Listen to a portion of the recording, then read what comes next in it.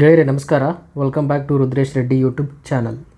ಇವತ್ತಿನ ಈ ಒಂದು ಎಪಿಸೋಡಲ್ಲಿ ನಮ್ಮ ಗ್ರಾಮ ಆಡಳಿತಾಧಿಕಾರಿ ಕಡ್ಡಾಯ ಕನ್ನಡ ಪೇಪರ್ಗೆ ಇಂಪಾರ್ಟೆಂಟ್ ಆಗಿರತಕ್ಕಂಥ ಪ್ರಶ್ನೆಗಳನ್ನು ನೋಡ್ತಾ ಹೋಗೋಣ. ಎಲ್ಲವೂ ಬಹಳ ಉಪಯುಕ್ತ ಆಗಿರತಕ್ಕಂಥ ಪ್ರಶ್ನೆಗಳು. ವಿಡಿಯೋನ ಕೊನೆ ತನಕ ನೋಡಿ, ಕಾನ್ಸೆಪ್ಟ್ಗಳನ್ನೆಲ್ಲ ಅಧ್ಯಯನ ಮಾಡ್ತಾ ಹೋಗೋಣ. ಬನ್ನಿ ಸ್ಟಾರ್ಟ್ ಮಾಡ್ಕೊಳ್ಳೋಣ. ಮೊದಲೇ ಪ್ರಶ್ನೆ, ಇಲ್ಲಿ ಗುಣಸಂಧಿಗೆ ಯಾವುದು ಉದಾಹರಣೆ? ಸೊ ಇದು ಕೇಳಿರೋ ಪ್ರಶ್ನೆ ಎಕ್ಸಾಮಲ್ಲಿ. ಆಪ್ಷನ್ಸ್ ಏನಿದೆ? ನರೇಂದ್ರ, ಲೋಕೈಕ, ದೇವಾಲಯ, ದಿಗಂತ. ಸೊ ಫಸ್ಟ್ ನಾನು ಇವುಗಳನ್ನು ಬಿಡಿಸ್ಕೊಡ್ತೀನಿ, ಆವಾಗ ನಿಮಗೆ ಈಸಿಯಾಗಿ ಗೊತ್ತಾಗ್ತದೆ, ನೀವೇ ಐಡೆಂಟಿಫೈ ಮಾಡ್ಬೋದು. ದಿಗಂತ, ಇದನ್ನು ನಾವು ದಿಕ್ ಪ್ಲಸ್ ಅಂತ ಬಿಡಿಸಿ ಬರೀತೀವಿ. ಓಕೆ. ನೆಕ್ಸ್ಟ್, ದೇವಾಲಯವನ್ನು ದೇವ ಪ್ಲಸ್ ಆಲಯ ಅಂತ ಬರಿತೀವಿ. ಹಾಗೆ ಲೋಕೈಕವನ್ನು ಲೋಕ ಪ್ಲಸ್ ಏಕ ಅಂತ ಬರಿತೀವಿ. ಕೊನೆಯದಾಗಿ ನರೇಂದ್ರ ನರ ಪ್ಲಸ್ ಇಂದ್ರ ಅಂತ ಬರಿತೀವಿ. ಓಕೆ. ಸೊ ಬಿಡಿಸಿ ಬರೆಯಿರಿ ಅಂತ ಕೂಡ ಕೇಳ್ಬೋದು. ಇವೆಲ್ಲವನ್ನು ನೆನಪಿಟ್ಟೋಗಬೇಕು. ದಿಗಂತ ಇಲ್ಲಿ ನೋಡಿದಾಗ ಇದು ಪೂರ್ವ ಪದ, ಇದು ಉತ್ತರ ಪದ. ಪೂರ್ವ ಪದದಲ್ಲಿರುವ ಕೊನೆಯ ಅಕ್ಷರ ಏನದ? ಕ ಅದ. ಅದು ಏನಾಗಿ ಬದಲಾಗಿದೆ? ಸಂಧಿ ಆದಾಗ ಗ ಆಗಿ ಬದಲಾಗಿದೆ. ಸೊ ಪೂರ್ವ ಪದದಲ್ಲಿ ಅಕ್ಷರವು ಕಚಟ ತಪಗಳಿದ್ದರೆ ಸಂಧಿಯಾಗುವಾಗ ಗಜಡದಬ ಆಗುತ್ತದೆ. ಸೊ ಈ ರೀತಿ ತಂದರೆ ಅದನ್ನು ಯಾವ ಸಂಧಿ ಅಂತೇಳಿ ಕರಿತೀವಿ? ನಾವು ಜಸ್ತ್ವ ಸಂಧಿ ಅಂತೇಳಿ ಕರಿತೀವಿ. ಸೊ ದಿಗಂತ ಅನ್ನೋದು ಜಸ್ತ್ವ ಸಂಧಿ ಆಗ್ತದೆ. ಹಾಗಾದರೆ ಇದು ಈ ಪ್ರಶ್ನೆಗೆ ಸರಿ ಉತ್ತರ ಅಲ್ಲ. ನೆಕ್ಸ್ಟ್ ಏನದ? ದೇವಾಲಯ. ಸೊ ಇಲ್ಲಿ ಅಕಾರ, ಇಲ್ಲಿ ಆಕಾರ, ಸವರ್ಣಗಳು ದೀರ್ಘವಾಗಿ ಏನಾಗಿದೆ? ದೇವಾಲಯವಾಗಿದೆ. ಸೊ ಈ ರೀತಿ ಬಂದರೆ ಅದನ್ನು ನಾವು ಸವರ್ಣ ದೀರ್ಘ ಸಂಧಿ ಅಂತೇಳಿ ಕರಿತೀವಿ. ಸೊ ಇದು ಕೂಡ ಆಗಲ್ಲ. ನೆಕ್ಸ್ಟ್, ಲೋಕ ಪ್ಲಸ್ ಏಕ ಎರಡೂ ಸೇರಿ ಏನಾಗ್ಯದ? ಲೋಕೈಕ ಆಗ್ಯದ. ಆಕಾರಗಳಿಗೆ ಈ ಐಕಾರವು ಪರವಾದಾಗ ಐಕಾರ ಬರುತ್ತದೆ. ಅದನ್ನು ಏನಂತೇಳಿ ಕರಿತೀವಿ? ನಾವು ವೃದ್ಧಿ ಸಂಧಿ ಅಂತೇಳಿ ಕರಿತೀವಿ. ಹಾಗಾದರೆ ಲೋಕೈಕ ವೃದ್ಧಿ ಸಂಧಿ ಈ ಪ್ರಶ್ನೆಗೆ ಸರಿ ಉತ್ತರ ಅಲ್ಲ. ಕೊನೆಯದಾಗಿ ಉಳಿದಿರೋದು ಯಾವುದು? ನರೇಂದ್ರ. ಇದನ್ನು ಯಾವ ರೀತಿ ಬಿಡಿಸಿ ಬರೀತೀವಿ ನಾವು? ನರ ಪ್ಲಸ್ ಇಂದ್ರ ಅಂತ ಬರೆದೀವಿ.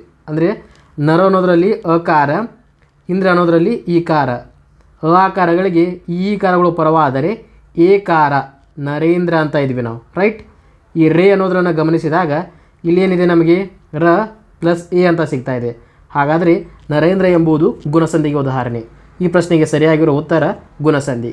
ಹೋಪ್ ನಿಮಗೆ ಎಲ್ಲ ಆಪ್ಷನ್ಸ್ಗಳು ಕ್ಲಿಯರ್ ಆಯಿತು ಅಂತ ಅನ್ಕೊತೀನಿ. ಎರಡನೇ ಪ್ರಶ್ನೆ, ಕನ್ನಡದಲ್ಲಿರುವ ಸಂಧ್ಯಾಕ್ಷರಗಳು ಯಾವುವು? ಐ ಔ, ಆ ಇ, ಔ ಅಂ, ಎಲ್ಲವು. ಮೊದಲನೇದಾಗಿ ಸ್ನೇಹಿತರೆ, ಟೋಟಲ್ ಆಗಿ ಕನ್ನಡದ ಅಕ್ಷರಗಳು ಅಂತ ಬಂದಾಗ ಟೋಟಲ್ ಕೌಂಟ್ ಎಷ್ಟದ ಅಂತ ಕೇಳಿದರೆ 49 ಅಕ್ಷರಗಳಿದ್ದಾವೆ. ನೆನಪಿಟ್ಕೊಳ್ಳಿ, ಒಟ್ಟು ಅಕ್ಷರಗಳ ಸಂಖ್ಯೆ 49. ಅವುಗಳನ್ನು ಪ್ರಮುಖವಾಗಿ ಯಾವ ರೀತಿಯಾಗಿ ವಿಭಾಗವನ್ನು ಮಾಡಿದ್ದೀವಿ ಅಂದರೆ ನಾವು ಸ್ವರಗಳು, ವ್ಯಂಜನಗಳು ಹಾಗೆ ಯೋಗವಾಹಗಳು ಅಂತ 3 ವಿಭಾಗಗಳನ್ನು ಮಾಡಿದ್ದೀವಿ. ಸ್ವರಗಳ ಸಂಖ್ಯೆ 13, ವ್ಯಂಜನಗಳ ಸಂಖ್ಯೆ 34, ಹಾಗೆ ಯೋಗವಾಹಗಳ ಸಂಖ್ಯೆ 2. ಯೋಗವಾಹ ಅಂದರೆ ಅಂ ಮತ್ತು ಅಹ ಅಂತ ಹೇಳ್ತೀವಿ. ಈ ಎರಡನೇ ಕ್ಯಾಟಗರಿ ಏನು ವ್ಯಂಜನಗಳು ಅಂತ ಹೇಳ್ತಾ ಇದ್ದೀವಲ್ಲ, ಇದರಲ್ಲಿ ಮತ್ತೆ 2 ವಿಭಾಗಗಳನ್ನು ಮಾಡ್ತೀವಿ. ಒಂದು ವರ್ಗೀಯ ವ್ಯಂಜನ, ಇನ್ನೊಂದು ಅವರ್ಗೀಯ ವ್ಯಂಜನ. ವರ್ಗೀಯ ವ್ಯಂಜನಗಳ ಸಂಖ್ಯೆ 25, ಅವರ್ಗೀಯ ವ್ಯಂಜನಗಳ ಸಂಖ್ಯೆ 9. ಸ್ವರಗಳಲ್ಲಿ 2 ಥರ, ಮತ್ತು ರಸಸ್ವರ, ದೀರ್ಘಸ್ವರ ಅಲ್ವಾ. ಅದರಲ್ಲಿ ಪ್ರಮುಖವಾಗಿ ರಸಸ್ವರಗಳ ಸಂಖ್ಯೆ 6, ದೀರ್ಘಸ್ವರಗಳ ಸಂಖ್ಯೆ 7. ಇನ್ನೊಂದು ಬರ್ತದೆ ಪ್ಲುತ್ವ ಸ್ವರ ಅಂತ, ಅದನ್ನು ಕೂಡ ನೀವು ನೆನಪಿಟ್ಕೋಬೇಕು. ಪ್ರಮುಖವಾಗಿ ಬರೋದು ಈ 3 ಕ್ಯಾಟಗರಿಗಳು. Okay. Next, coming back to this question, ಸಂಧ್ಯಾಕ್ಷರ ಅಂತ ಕೇಳಿದಾರೆ. ಸೊ ಕೆ ಸಿ ರಾಜ ಹೇಳೋ ಥರ ನಮ್ಮ ಕನ್ನಡದಲ್ಲಿ 4 ಸಂಧ್ಯಾಕ್ಷರಗಳಿದಾವೆ ಅಂತ ಹೇಳಿದಾನೆ. ಕೇಳಬಹುದು ಇದನ್ನು. ಕೆ ಸಿ ರಾಜನ ಪ್ರಕಾರ ಕನ್ನಡದಲ್ಲಿರುವ ಸಂಧ್ಯಾಕ್ಷರಗಳ ಸಂಖ್ಯೆ ಎಷ್ಟು ಅಂತ. 4 ಅಂತ ಗೊತ್ತಿರಬೇಕು. ಯಾವ್ಯಾವನು ಕೆ ಸಿ ರಾಜ ಹೇಳಿರೋದಂತ ನೋಡಿದರೆ ಎ, ಐ, ಓ, ಔ. ಸೊ ಈ 4 ಕೆ ಸಿ ರಾಜ ಸಂಧ್ಯಾಕ್ಷರ ಅಂತ ಹೇಳ್ತಾನೆ. ಆದರೆ ಸ್ನೇಹಿತರೆ, ಆಧುನಿಕ ಭಾಷಾಶಾಸ್ತ್ರ ಅಂತ ಹೇಳುವ ಪ್ರಕಾರ ಕನ್ನಡದಲ್ಲಿ 2 ಸಂಧ್ಯಾಕ್ಷರಗಳಿದ್ದಾವೆ. ಯಾವುದಂತ ನೋಡಿದರೆ ಐ ಮತ್ತು ಔ. ಸೊ ಈ ಪ್ರಶ್ನೆಗೆ ಸರಿ ಉತ್ತರ ಆಪ್ಷನ್ 1. ಕನ್ನಡದಲ್ಲಿರುವ ಸಂಧ್ಯಾಕ್ಷರಗಳು ಐ ಮತ್ತು ಔ. ಯೋಗವಾಹಗಳು ಗೊತ್ತಾಯ್ತಲ್ಲ, 2 ಇದ್ದಾವೆ. ಒಂದು ಅಂ, ಇನ್ನೊಂದು ಅಹ. ಓಕೆ. ಇದನ್ನು ಅನುಸ್ವರ ಅಂತೇಳಿ ಕರಿತೀವಿ, ಹಾಗೆ ಇದನ್ನು ವಿಸರ್ಗ ಅಂತೇಳಿ ಕರಿತೀವಿ. ಸೊ ಇದು ಟಾಪ್ ಲೆವೆಲ್ ಆಯಿತು. ನೆಕ್ಸ್ಟ್ ಸ್ನೇಹಿತರೆ, ಮತ್ತೊಂದು ಪ್ರಶ್ನೆ ನಮ್ಮ ಎಕ್ಸಾಮಲ್ಲಿ ಕೇಳಲಿಕ್ಕೆ ಸಾಧ್ಯತೆ ಇರತಕ್ಕಂಥದ್ದು ಸಂಯುಕ್ತಾಕ್ಷರಗಳ ಮೇಲೆ. ಸಂಯುಕ್ತಾಕ್ಷರದಲ್ಲಿ 2 ವಿಧ ಬರ್ತದೆ. ಒಂದು ಸಜಾತಿಯ ಸಂಯುಕ್ತಾಕ್ಷರ, ಇನ್ನೊಂದು ವಿಜಾತಿಯ ಸಂಯುಕ್ತಾಕ್ಷರ. ಸಜಾತಿಯ ಸಂಯುಕ್ತಾಕ್ಷರದಲ್ಲಿ ಒಂದೇ ರೀತಿಯ ಅಕ್ಷರಗಳು ಬರ್ತಾವೆ. ಫಾರ್ ಎಕ್ಸಾಂಪಲ್, ಅಪ್ಪ, ಪ ಕೆಳಗಡೆ ಪ ಜಾತಿಯ ಒತ್ತೆ ಬಂದಿರ್ತದೆ. ಅಮ್ಮ, ಮ ಕೆಳಗಡೆ ಅದೇ ಜಾತಿಯ ಒತ್ತೆ ಬಂದಿರ್ತದೆ. ಅಕ್ಕ, ಕ ಕೆಳಗಡೆ ಅದೇ ಜಾತಿಯ ಅಂದರೆ ಕ ಒತ್ತೆ ಬಂದಿರ್ತದೆ. ಈ ರೀತಿಯಾಗಿ ಬಂದಿದ್ದರೆ ಅದನ್ನು ನಾವೇನಂತ ಕರಿತೀವಿ? ಸಜಾತಿಯ ಅಂತೇಳಿ ಕರಿತೀವಿ. ಹಾಗಾದರೆ ವಿಜಾತಿಯ ಅಂದರೆ ಬೇರೆ ಬೇರೆ ಬಂದಿರೋದು. ಫಾರ್ ಎಕ್ಸಾಂಪಲ್, ಸ್ವರ, ಸ ಕೆಳಗಡೆ ವ ಒತ್ತು ಬಂದಿದೆ, ಅಥವಾ ಪ್ರಾಣ, ಪ ಕೆಳಗಡೆ ರ ಒತ್ತು ಬಂದಿದೆ, ಅಥವಾ ಮಗ್ನ, ಇಲ್ಲಿ ಗ ಕೆಳಗಡೆ ನ ಒತ್ತು ಬಂದಿದೆ. ಸೊ ಈ ರೀತಿಯಾಗಿ ನೀವು ಐಡೆಂಟಿಫೈ ಮಾಡೋದನ್ನು ಕಲ್ಕೋಬೇಕು. ಇದು ಇಂಪಾರ್ಟೆಂಟ್ ಆಗ್ತದೆ, ಎಕ್ಸಾಮಲ್ಲಿ ಪ್ರಶ್ನೆ ಬರ್ತದೆ. ಇದರ ಮೇಲೆ ನೆನಪಿಟ್ಕೋಬೇಕು. ವಿಜಾತಿಯ ಮತ್ತು ಸಜಾತಿಯ ಅಕ್ಷರಗಳು ಯಾವಂತ ನಿಮಗೆ ಕೇಳ್ತಾರೆ. ಸರಿನಾ? ಮುಂದಿನ ಪ್ರಶ್ನೆ, ಅರ್ಹ ಪದದ ವಿರುದ್ಧ ಪದವನ್ನು ತಿಳಿಸಿ. ಆಪ್ಷನ್ ಏನು ಕೊಟ್ಟಿದ್ದಾರೆ? ನಿರಾಹಾರ, ಅನರ್ಹ, ಅನಾಹಾರ, ನಿರಾಹಾರ. ಸೊ ಇವುಗಳನ್ನ ನೋಡಿದಾಗ ಎಲ್ಲವೂ ಸಿಮಿಲರ್ ಅನ್ನಿಸ್ತದೆ. ಎಕ್ಸಾಮಲ್ಲಿ ತಪ್ಪು ಮಾಡೋ ಚಾನ್ಸಸ್ ಜಾಸ್ತಿ ಇರ್ತದೆ. ಸರಿಯಾಗಿರ್ತಕ್ಕಂಥ ಉತ್ತರ ಅರ್ಹ, ಅನರ್ಹ. ಓಕೆ ನೋಡಿ, ಸೊ ಈ ಎರಡನ್ನು ಗಮನಿಸಿದಾಗ, ಎರಡನೇ ಮತ್ತು ಮೂರನೇ ಆಪ್ಷನ್ಗಳನ್ನು ಗಮನಿಸಿದಾಗ ಕೇವಲ ಲಿಟಲ್ ಬಿಟ್ ಆಫ್ ಡಿಫ್ರೆನ್ಸ್ ಇರೋದನ್ನು ಗಮನಿಸ್ತೀವಿ ನಾವು, ಸರಿನಾ? ಬಟ್ ಸರಿಯಾಗಿರ್ತಕ್ಕಂಥ ಉತ್ತರ ಅರ್ಹ, ಅನರ್ಹ. Option 2 is the right answer. ವಿರುದ್ಧಾರ್ಥಕ ಪದಗಳ ಮೇಲೆ 100% ಪ್ರಶ್ನೆ ಬರ್ತದೆ. ಸೊ ನೋಡ್ಕೊಳ್ಳಿ ಎಷ್ಟೆಲ್ಲ ಸಾಧ್ಯತೆಗಳಿದಾವೆ ಎಲ್ಲವನ್ನು ನೀವು ಕವರ್ ಮಾಡ್ಕೊಳ್ಳಿ. ಪ್ರಮುಖವಾಗಿ ನಮ್ಮ 8ನೇ ತರಗತಿಯಿಂದ ಈ 10ನೇ ತರಗತಿಯ ತನಕ ಪಠ್ಯಪುಸ್ತಕದ ಹಿಂದುಗಡೆ ಬಂದಿರತಕ್ಕಂಥ ವಿರುದ್ಧಾರ್ಥಕಗಳು ನಮಗೆ ಎಕ್ಸಾಮ್ ದೃಷ್ಟಿಯಿಂದ ಇಂಪಾರ್ಟೆಂಟ್ ಆಗ್ತದೆ. ಮೊದಲು ಅವುಗಳ ಮೇಲೆ ನೀವು ಜಾಸ್ತಿ ಕಾನ್ಸಂಟ್ರೇಟನ್ನು ಮಾಡಿ ಓದ್ಕೋಬೇಕು, ಸರಿ? ನೆಕ್ಸ್ಟ್, ಎಕ್ಸಾಮ್ ಇಂಪಾರ್ಟೆಂಟ್ ಆಗಿರ್ತಕ್ಕಂಥ ಕೆಲವಿಷ್ಟನ್ನು ನಾನು ಇಲ್ಲಿ ಹೈಲೈಟ್ ಮಾಡ್ತಾ ಹೋಗ್ತೀನಿ. ಫಾರ್ ಎಕ್ಸಾಂಪಲ್, ಖಂಡ ಅಂತ ಕೊಟ್ಟರೆ ಅಂದ್ಕೊಳ್ಳಿ ನೀವು. ಖಂಡ, ಇದರ ವಿರುದ್ಧ ಪದ ಅಖಂಡ. ಖಂಡ, ಅಖಂಡ. ಜಾತಿ ಅಂತ ಕೇಳಿದರೆ ಇದರ ವಿರುದ್ಧ ಪದ ವಿಜಾತಿ. ಜಾತಿ, ವಿಜಾತಿ. ಜ್ಞಾನ, ಇದರ ವಿರುದ್ಧಾರ್ಥಕ ಪದವನ್ನು ಕೇಳಿದರೆ ಅಜ್ಞಾನ.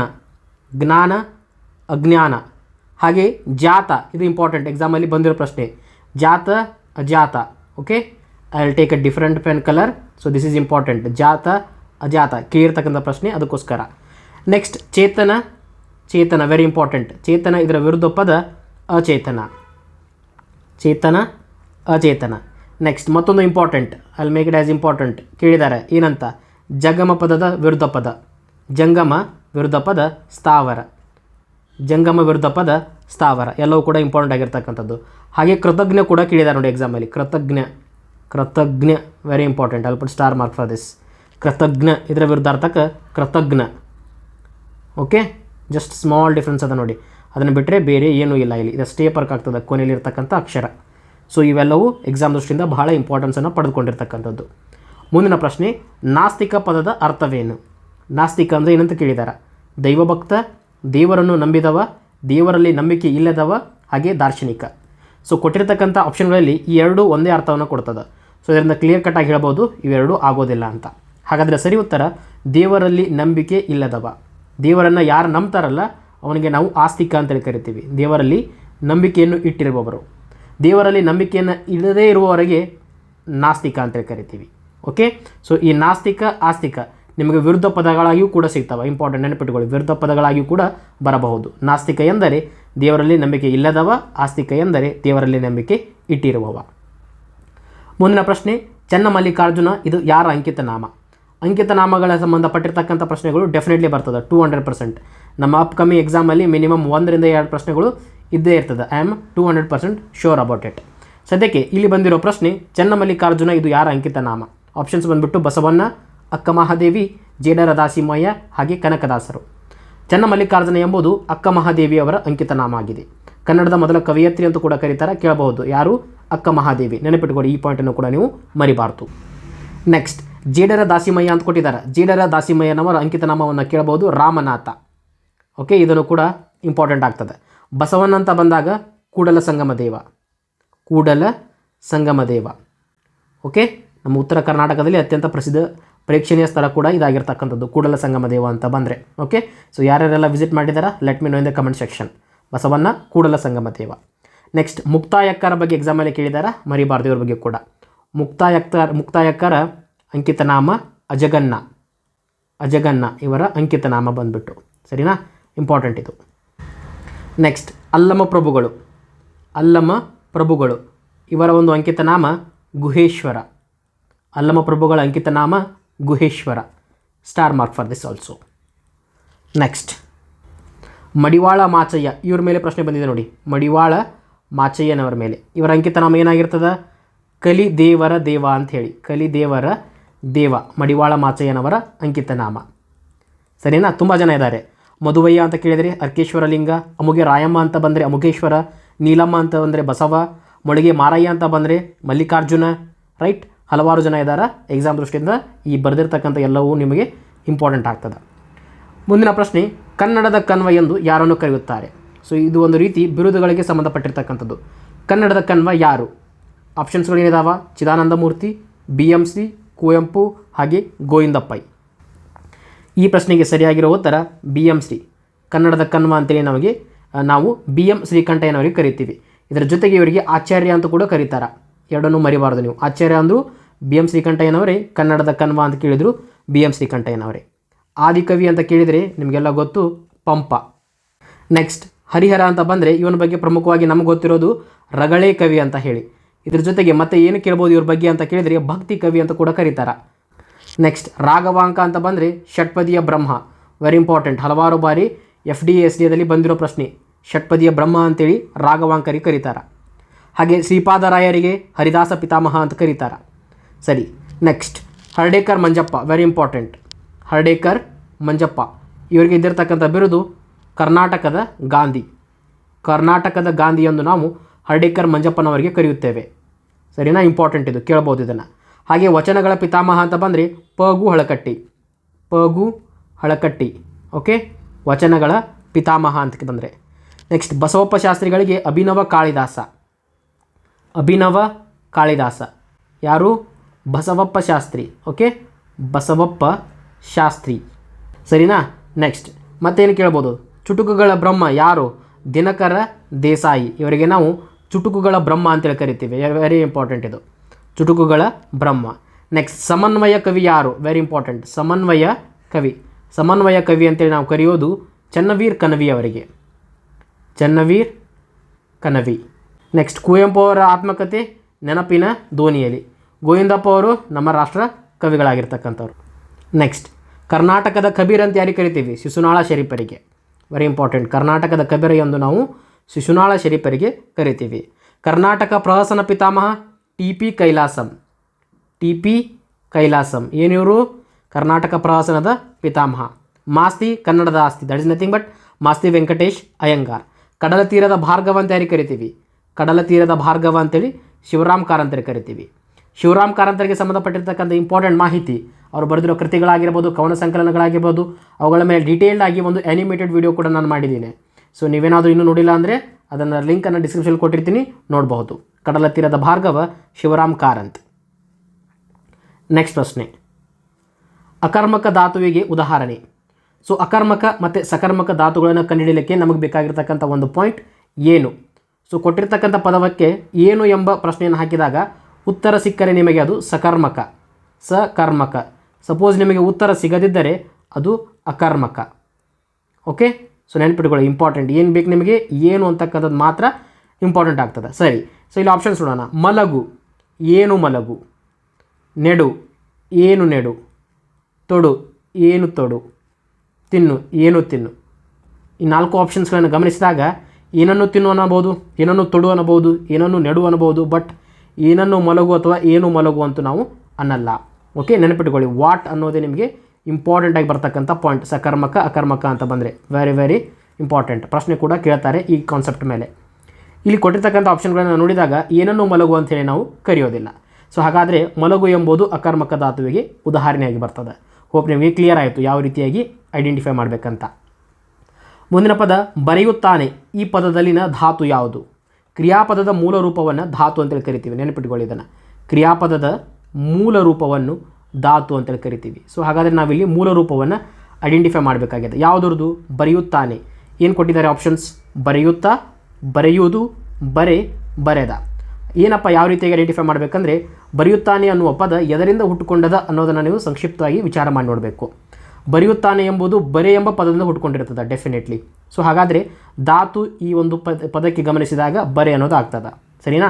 ಬರೆಯುತ್ತಾನೆ ಈ ಪದದಲ್ಲಿರುವ ಧಾತು ಬರೆ. ಸಪೋಸ್ ಇದು ನಮ್ಮ ಪ್ರೀವಿಯಸ್ ಇಯರ್ ಎಕ್ಸಾಮಲ್ಲಿ ಬಂದಿರೋದು. ನಿಮಗೆ ಈ ಸಾರ್ತಿ ಏನು ಮಾಡ್ತಾರೆ? ಹೋಗುತ್ತಾನೆ ಅಂತ ಕೊಡ್ತಾರೆ. ಹೋಗುತ್ತಾನೆ ಈ ಪದದಲ್ಲಿರುವ ಧಾತು ರೂಪವನ್ನು ಕಂಡುಹಿಡಿಯಿರಿ ಅಂತ ಹೇಳ್ತಾರೆ.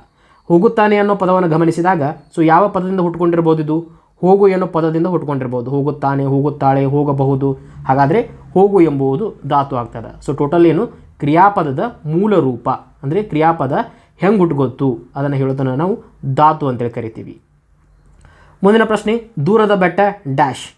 ಇದು ಬೆಟ್ಟ ಸ್ಥಳಕ್ಕೆ ಸಂಬಂಧಪಟ್ಟಿರ್ತಕ್ಕಂಥದ್ದು. ದೂರದ ಬೆಟ್ಟ, ಹತ್ತುವುದು ಸುಲಭ, ಕಣ್ಣಿಗೆ ನುಣ್ಣಗೆ, ಪಶ್ಚಿಮ ಘಟ್ಟ, ಒಂದಕ್ಕೊಂದು ಅಡ್ಡ.